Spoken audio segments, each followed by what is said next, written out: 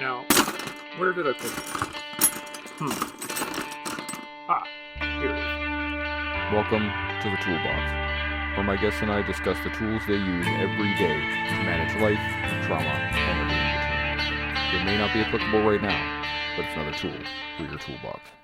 And I hope you enjoy. Hey everybody, welcome back to Tools for the Toolbox. This is Operation Pegasus Edition. We have my first outstanding guest, and I'm going to ask you the same question I ask every one of my guests. Who are you, and what is your military background? Okay, Kirk Bailey. I started off in the reserves in 1991, and then I stayed till 95 in the reserves, Sea Scout R. Then I went regular force, RCR, and did 8 years with the RCR. And then I remustered to intelligence in 2002, and I finished off my career as an intelligence sergeant, working with Air Force and stuff like that out here. Okay. And what do you do? What do you do now? Now I'm retired. Retired? Yes. Yeah. How do you feel about that? Good. I find that time is healing slowly. Get to meet good people again, friends. Can vent to them if you need to. Mm-hmm. I can always call you. We talk to each other. The media stuff is a lot easier to get to interact with people now. Yeah. Share ideas Mm-hmm. like this. Yeah. Great stuff. I wish we'd had that 20 plus years ago. Yeah. Then it would have probably helped a lot of people, right? Yeah, maybe one or two. Yes. So how long have you been retired? 2016. 2016. Okay. So 5 years now. A good amount of time. Now, if you could go back, same question I ask everybody. If you could go back to the guy that retired, that day, and tell yourself one thing to make it easier on yourself through the transition, like what would you do? More patience, but that's a hard commodity, right? Yeah. How would you tell yourself that, though? How would you get yourself to understand that patience is? Well, patience is key. Yeah. Because you're going at other people's pace when I was medically released, obviously. Yeah. You have to conform to all their timings, right? Which is setting what's the word? Trigger setting. Yeah. And we should change the system, I think, so that you go at your own pace when you're releasing, right? Yeah. You don't follow a set plan. A folder, right? Yeah. So how has the transition been then? How was it really challenging? Was it really stressful? The first few years was quite you got that. And I know how everybody says, "Oh, you're missing being part of something and stuff."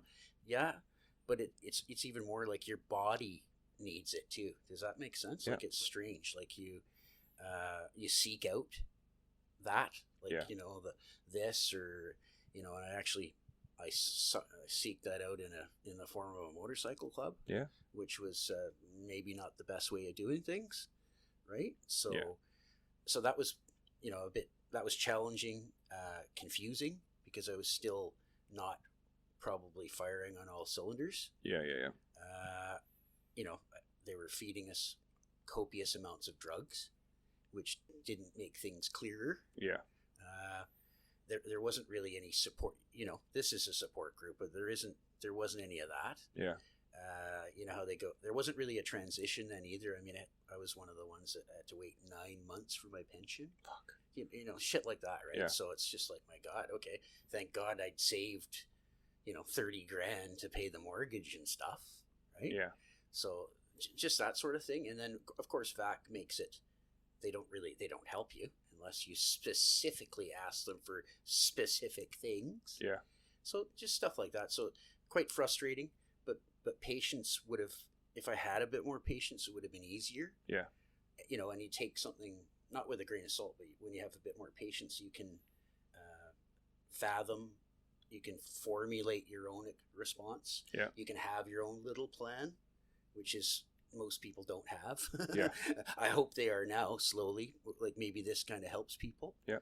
And that sort of thing. So pretty challenging, I found. Of course, Canadian society doesn't help us either, because we're obscure. Yeah. And kind of, I guess, fringe. Yes, we're fringe. Well, we were talking about that earlier. The fact that there's only like maybe 600,000 Right. serving and that's veteran. everybody. Everybody, yeah. Right. In a country of 34 million people, we are a small I think minority. it's 1.5% or something. Yeah. It's pretty low, right? Yeah. So the now we're here at Pegasus Jump. We Yeah. just got thrown out of a plane yesterday. damn fine. What are your thoughts on getting hucked out of a I perfectly think good airplane? it clears your mind, doesn't it? It all the other, if you have any other things going on for the few minutes, you've got to focus on that. You're doing your procedure, making sure you're safe, making sure everybody else is safe, and you're good. And you enjoy it, right? And I like the tuning out a bit. That's a good thing. Mhm. This is, whoever thought of this, they should have done this a long time ago as well, right? Yeah, absolutely. What's some of the lessons you've learned since you've?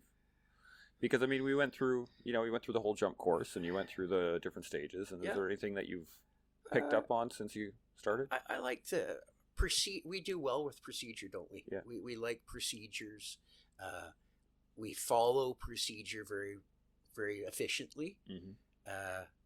And that's soothing to us, isn't it? I think it's soothing to a veteran in a strange, weird way. Yeah. Right? It's like, oh, okay, it's a drill.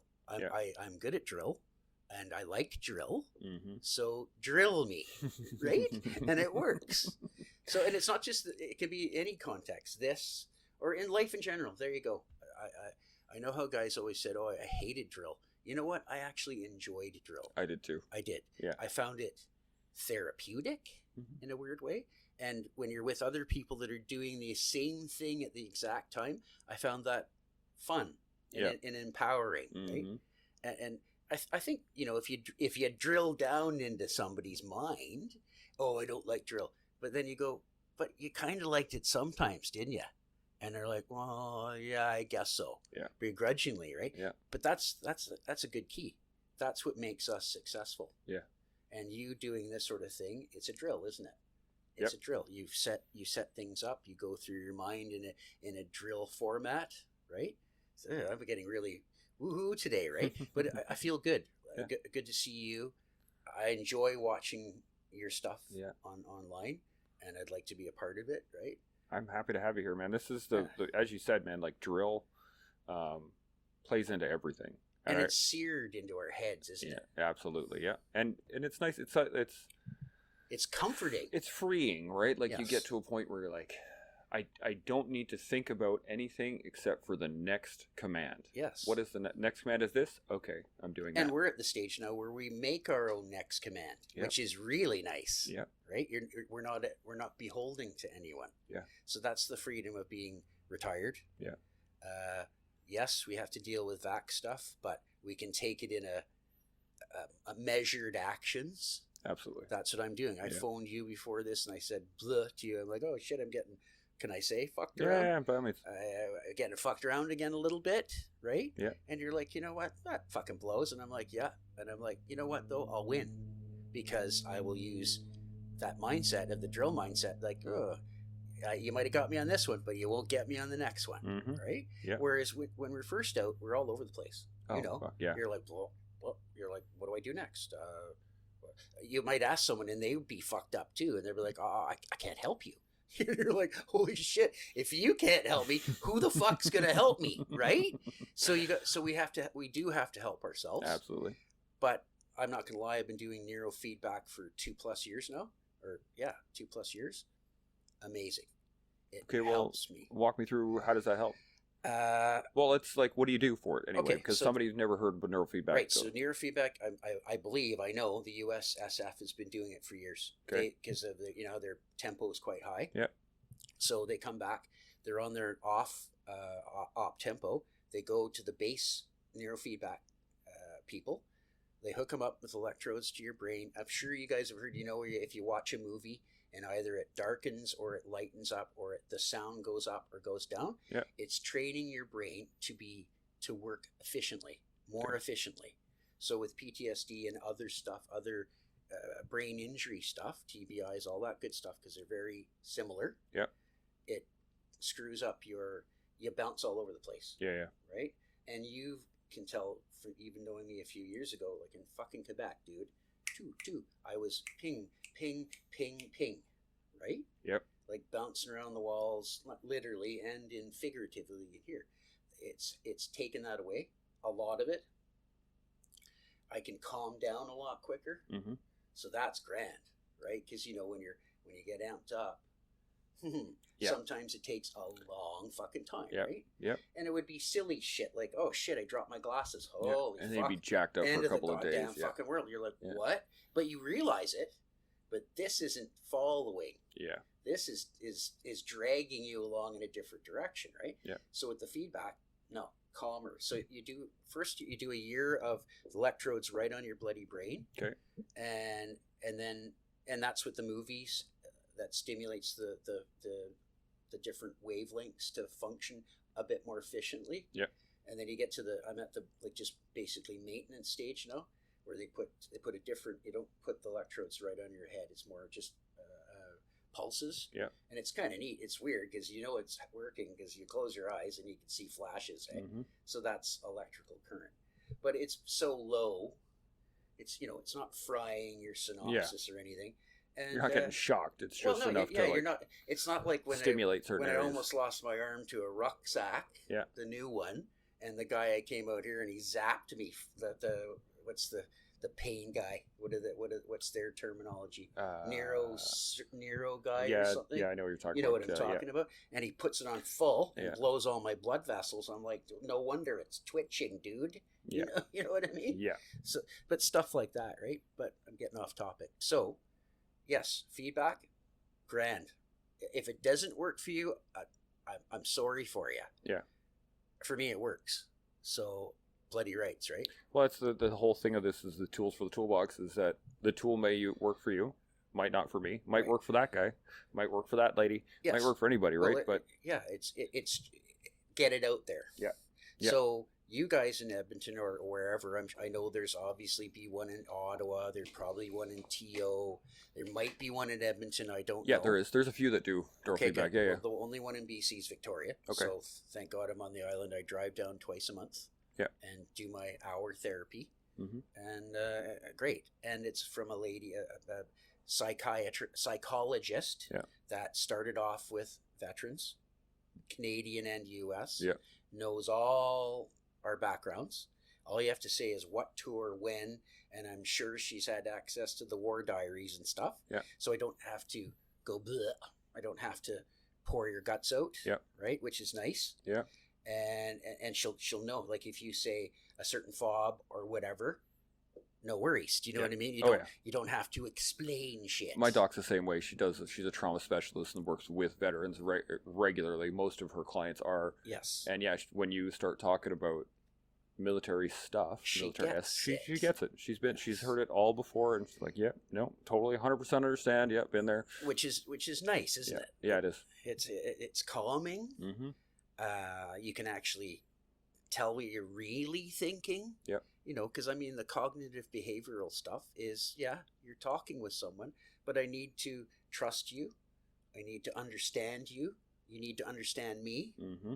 Right? Yeah, it's very relationship. It's very mutual. Yeah, it has to be back and forth. And when I've had many years, I'm sure lots of guys have, ladies have, you're sitting there and the psychologist or psychiatrist starts going to sleep. Yeah.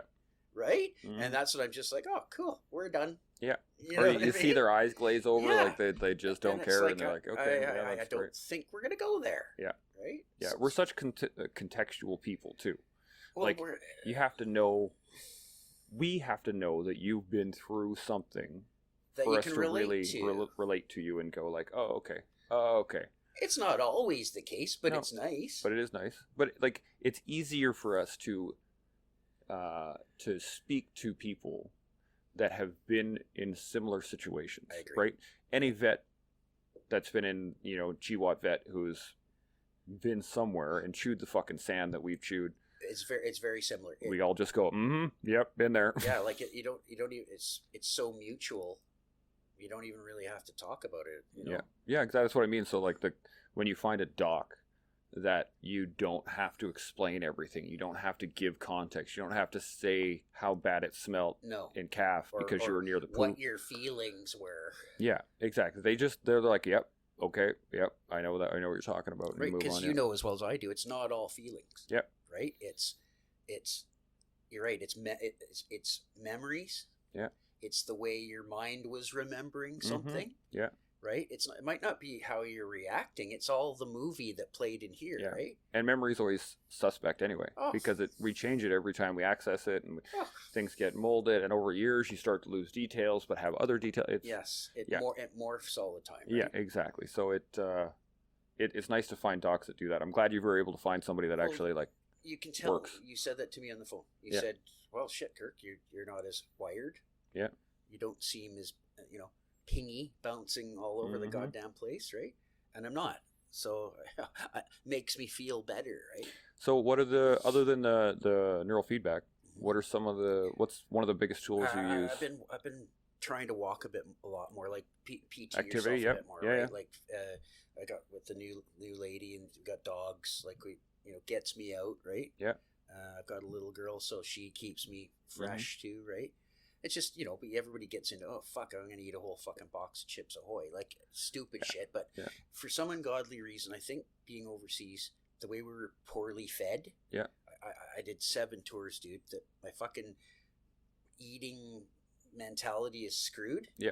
Right? It's fuel at that point, right? Yeah, you're pounding shit into you so that you can keep moving. And it's comforting. Yeah. Do you know what I mean? I'm like, oh, a fucking piece of toast with peanut butter. When you get back, it's like, oh, neat shit, right? Yeah. But obviously a toast and peanut butter every fucking day is not good for you. You know what I'm saying? Exactly, right? yeah. But your mind tricks you. So but when you're feeling better like we are, or getting better like we are, or I wouldn't say better, stronger, growing, more resilient. Yeah, more resilient, less susceptible to stuff, right?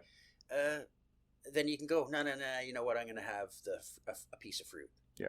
Or I'm going to drink the whole bottle of water. Or I like fasting, to be honest. Oh, yeah. I like it. It doesn't hurt me. We did it in the fucking army all the time. All the time, yeah. Right? And nobody complained. Yeah. Well, yeah, they complained, but it was good for us. Because now they're showing that's the way we evolved. Yeah. Right? We didn't get to eat a fucking... what's the shitty Pop-Tarts they used to give us all the goddamn time? Did they? They never... Did everybody have fucking chocolate Pop-Tarts all the time? No. Right? So... I remember I got bet if there was a bet going around of who could eat an entire flat Spunkmeyer muffin. Oh, Jesus Christ! And no, I think I made it through 6, and I was just fucking gross. Oh, and man. you open it, sticks to your fingers. And I can't even smell them now. Dude, I see them in a store, and I'm like, even the name of it was weird. Yeah. Spunkmeyer. I'm like, fuck off! Like, I'm not eating that shit. Like, Jesus, you're making me bad British porn or some shit. No. It's pretty bad, but these are the fun things that like. Or remember those fucking? They gave us those goddamn like fucking cheesies. Yeah. Planters in a round fucking tin. Yeah. Right? And I'm like. Yeah. Get it into you, boys. Like, oh, you want me to stay awake all night? Yeah. Fuck yeah. Yeah, Like, you know what I mean? Yeah. Like, no, bad scene, right? Yeah, but our relationship with food definitely changes, especially when you're operational, because you're just like, I need fuel. But you carry it with you too. And you walk it like around. Figuratively. Yeah. I'd had fucking cereal bars in my pocket and a fucking extra water. Like I had the fucking stuff to put in water. Like you're always thinking, oh shit, like almost like a bug out mentality. Yeah. Right. Yeah. And then when it's sporadic feeding, and then you come back to a country where nobody even understands that shit. Yeah, and we're snacking all the fucking time. And I'm like, well, fuck, that Burger King looks really fucking good, man. Yeah. Like, do you know what I mean? Oh yeah. Yeah. So you got to step away from that shit. I have a really bad habit of just of like, we'll get something on the way, right? Oh right. Thinking that I'm used to having food. Yes. And then you realize, oh shit, I don't actually have any food. Then you got to pay for it. Yes, which can be gets expensive, and then you're planning slightly fucked up. Yeah, exactly. And so it definitely, my relationship with food has been very weird for quite a while, and I think it's going to take a while. Yeah, it's been 5 years now for me, and I've still not got it yet. Yeah, but I'm getting there slowly. But again, civilians don't have to deal with that kind of shit. Well, they have no experience with it, right? Right. And the trick is to, like, at least what I found is giving them context, right? They Yes, have if to you explain. They have to understand what it is. And I mean, they know what it's like to be hungry. I know what it's like to be hungry.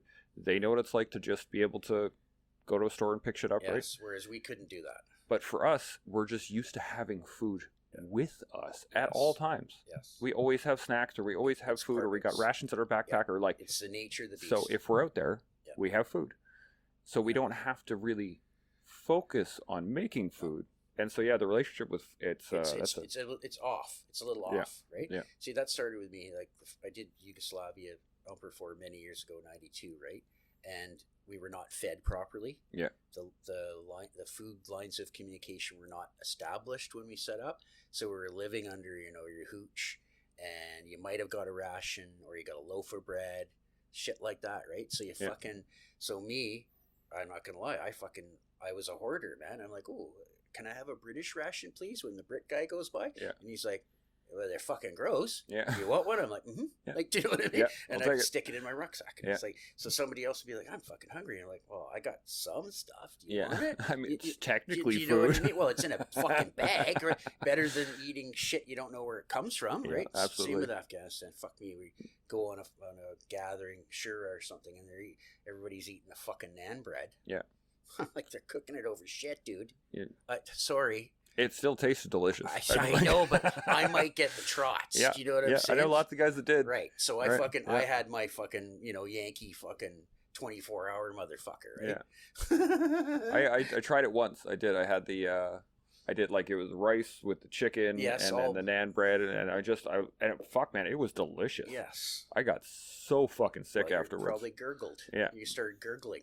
Yeah, it was pretty bad. I mean, I got gastro at one point during the tour. I was out for like 3 days. I was Yes. just fucked up. So yeah, it was. I don't know. Did they give you? Were you over there when that N1H one came out? No. They gave. I was in 9, 10. Okay.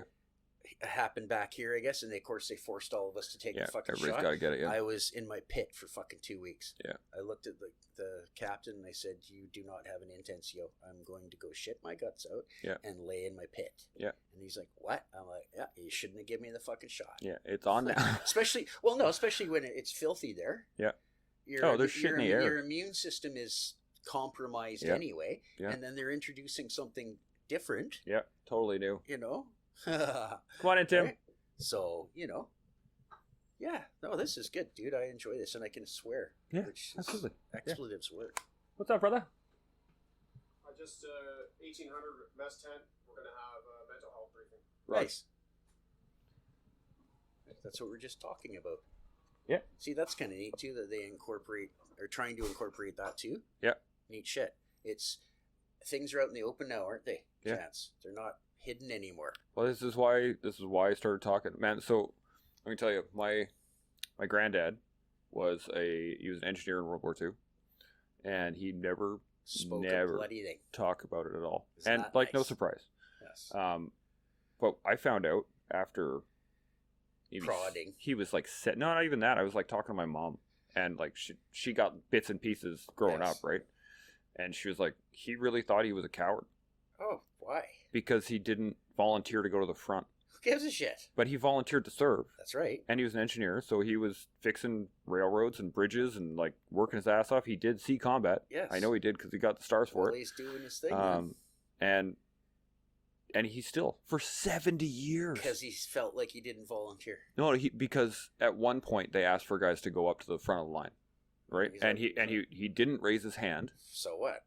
Some guys did, and just because of that, It bothered him. for 70 No. years. Not cool. With no one to talk to. And I remember I came back from Afghanistan and I sat down beside him, and he looked in my eyes and was like, You get it now, don't Mhm. you? Yeah. and I gave him a little nod too, and we had a little conversation, and I could see the weight of it all. Just leaving him. little bit would come off, and it was like, fuck man, I don't want to be that guy. No. I don't want to go 70 years with Well, he all eats of you. this He shit. eats people. Yeah. For no goddamn reason. Exactly. My grandfather, same thing. In the RCN, they were at sea constantly for 4 fucking years. Yeah. Waiting to get torpedoed, blah, Yeah. blah, blah. Eating shit, I might add, right? In horrible weather all the time. Yeah. And he had a bit of a hate on for the Merchant Marine because they got paid more money. Yeah. And he's like, why? Like fucking, they got a gun in the fucking forecastle. What the fuck's the difference, right? The uniform, basically. Yeah. But he'd been a career Navy guy, and he finished off as a commander. But he was, my grandfather was a naval intelligence too. That's why I went intelligence, right? Smart man, but kept things very close hold, right? And he was involved with the commie stuff and all that shit. So if he was around when I'd come back from Afghanistan, he would have got a blast, but he also would have said, you know what? You live the blast, accept the blast, and help other people with the blast, including yourself, right? So that's what I've done. To be honest, all my tours, they get jumbled, right? But the Afghanistan thing, pretty clear, because they gave us a certain mission, right? I think we did it quite well, regardless, right? And now we're look at this, looking at what's going on. I'm seeing heads move around. I'm like, somebody's getting close. Fucking, see, we can do that. Now we're coming out of it, and we're coming out of it quite nicely, I might add. Like, this sort of shit's great, dude. If I had the technical know-how, I would have tried to do it. But we did it on calls, phone calls and shit, and meeting each other. Right? And I'm this person here is a lot better than, what was Quebec, 4 years ago? 4 years ago, something like that. I basically just got out. Same with you. I'd been out for a couple of years by then. But you know what I mean? Like, we were still kind of chewing shit. Right? Absolutely. And we didn't really get into the sauce too bad, which was good. I mean, it did a little bit, but but the sauce, booze does you in. Oh, it absolutely does. It clouds things. It makes things more difficult. Mm-hmm. It delays your recovery. Right. It's all about.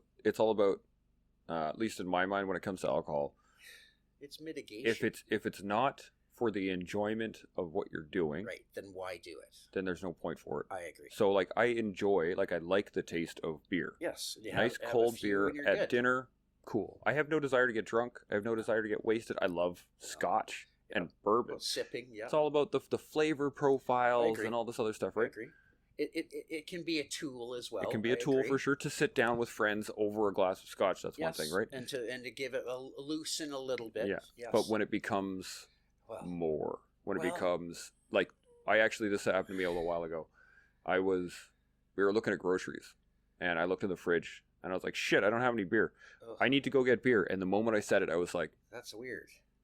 Do I need to get beer?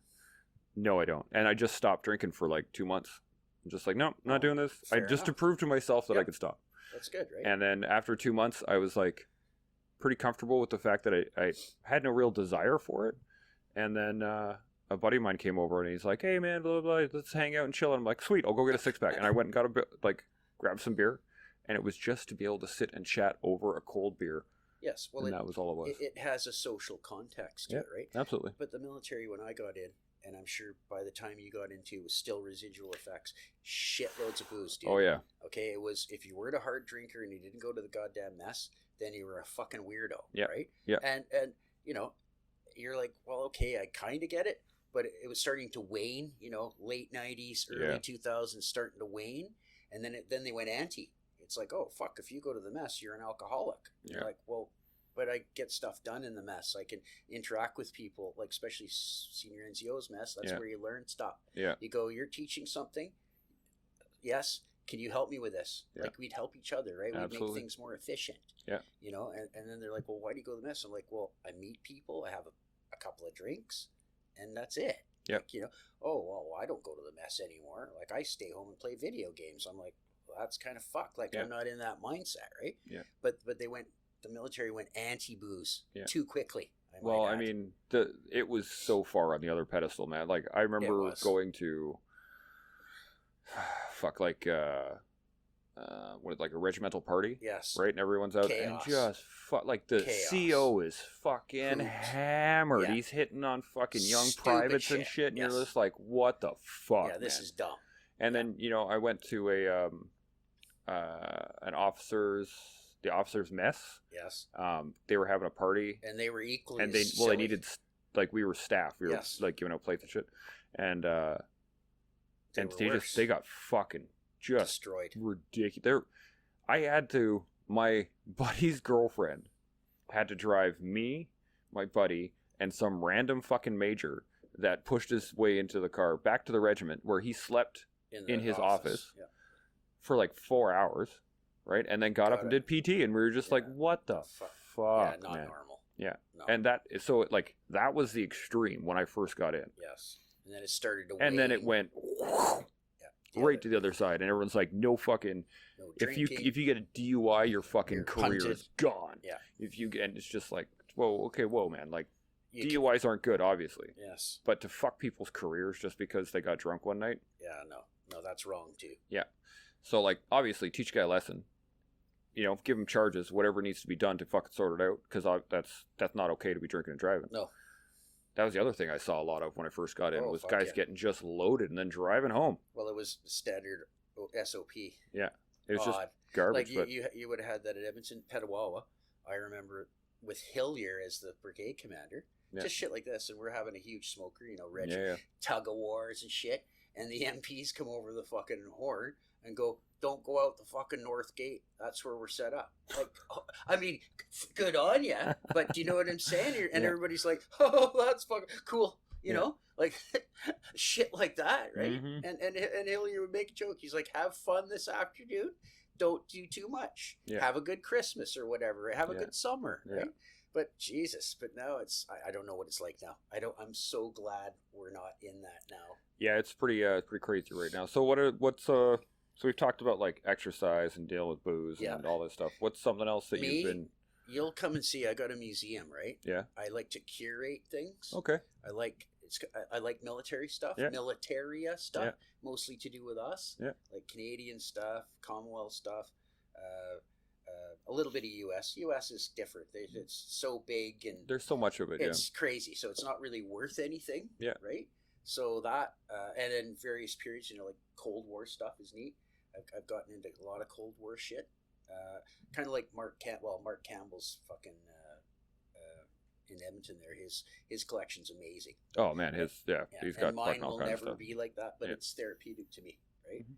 I find something that's interesting, or I might find an engineer piece, and you'll go, "Oh, I know what that." You know what I mean? Like Yeah. I got a fucking L1A1 switch, Ooh. or F1A1 switch, Yeah. not long ago with everything in it. Little toe So- poppers. Yep, the little. Well, no, that's a C3LC. I got Right. one of those Right. too. Yeah. But I got the little, the little tin that has the switch in it, the wire, the tape, the trip, Mm. everything. It's like the little catch-all, anti-personnel one? catch-all. Yeah, the basically a booby trap shit Yeah. in a tin. Yeah. Right. So that's kind of neat. Yeah.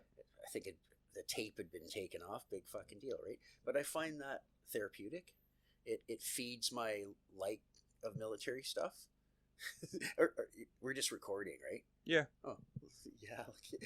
Like, but you will get feedback. People will come on. Like I've seen it where you guys are all talking at the same time and stuff. Yeah. Cool. Okay. Yeah. What We're all else? That helps me. Staying away from the booze helps me. Yep.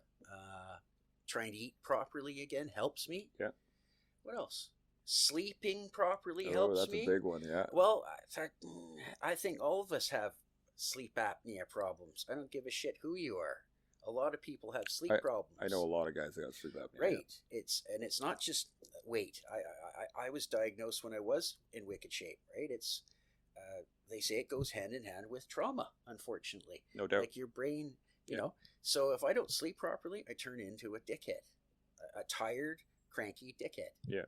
Right. What did you just say an hour or so ago? I try not to be a dickhead. Yeah. That's one of your goals. A damn good goal. Every day, just Well, it don't be worked. as much of a dickhead as you were Yeah, well, yesterday. and that yeah. works, right? Yeah. So shit, But no, this is good. These gatherings Yeah. are warranted and appreciated and therapeutic. Awesome. I would say, right? I totally agree. It's such an awesome opportunity to be able to sit down with everybody and just And shoot the shit. be part of the crew again and be a team and work on something hard And do this something. kind of shit, Do this right? like the conversations are just Well, so. I mean, we were sitting here last night till fucking 1 o'clock in the morning, Neat. all just like. If I hadn't pooched myself yesterday, and if I had my CPAP machine here, Yeah. I would have been there because I only need about 5-6 hours sleep, and I'm good. But if I don't, I'm not so good, right? Yeah. But I realize that now at least. I'd push it through before and be like, oh fuck, I'll have 7 beer with you. Yeah. You know what I mean? Mhm. Like it switches off, right? Or your logical brain switches off. It's such an adrenaline dump, right? Like after something like throwing yourself out of a plane. Yeah, you need to slow down a bit. You need to take a bring it right back down. Exactly. Well, brother, it has been my absolute pleasure. We've always gotten along, dude. Absolutely, man. But I just wanted to really, I'm glad we were able to sit down and record because, again, more people, more tools, more things that just, the more we discuss this stuff. If anybody ever needs any help or anything, get a hold of me. I'm on Facebook. Yeah. Right? Kirk So, Bailey well, let's shit. talk about that. How do you, if somebody wanted to reach out to you, how would they find you? Ping me on Facebook, Okay. I'd say, or like get a hold of you. You know my number and stuff. Yeah. And honestly, I have no qualms with talking to anybody. Yeah. And that's the trick. We need to do that. And I know there's lots of guys out there that don't talk to anyone. Got to take advantage, man. We have one thing that no veteran generation has ever had before, and that is a communication network that spans the globe in an instant. Right. If I want to video talk with anybody anywhere, I can. Kind of changes things, doesn't it? Yeah. Well, that's one of the greatest things about the podcast, man. Is like I've been able to talk to dudes in the UK, in Australia, in New Zealand, down the States, fucking you name it. And aren't we all very fucking similar? Oh my goodness, it's almost like we all have the same problems. Isn't that strange? It's not even. It's funny yet not funny, eh? Yeah. It is. It is funny, but not funny. But I can't thank you enough for being on here. It's been my pleasure having you. Well, now I'm not nervous anymore. We'll get you on again, absolutely, and we'll probably put you on a sheepdog roundtable because it'd be love to get your intake on this one. But it would be good. Yeah, man. I'd enjoy it. Appreciate it. Okay, guy. Good stuff. Chimo. That concludes another episode of The Toolbox. I really appreciate y'all listening. It has been my absolute pleasure bringing you this guest. If you enjoyed what you heard, please like, share, subscribe, do all that other wicked stuff. It helps me keep the lights on. To all those out there putting it on the line every day, I just want to let you know that I appreciate you. Military, veterans, first responders, civil servants, you name it. Keep this place running, and I really do appreciate it. So thank you. Don't forget, stay open, stay humble, stay focused, with grace, not slack. Chimo.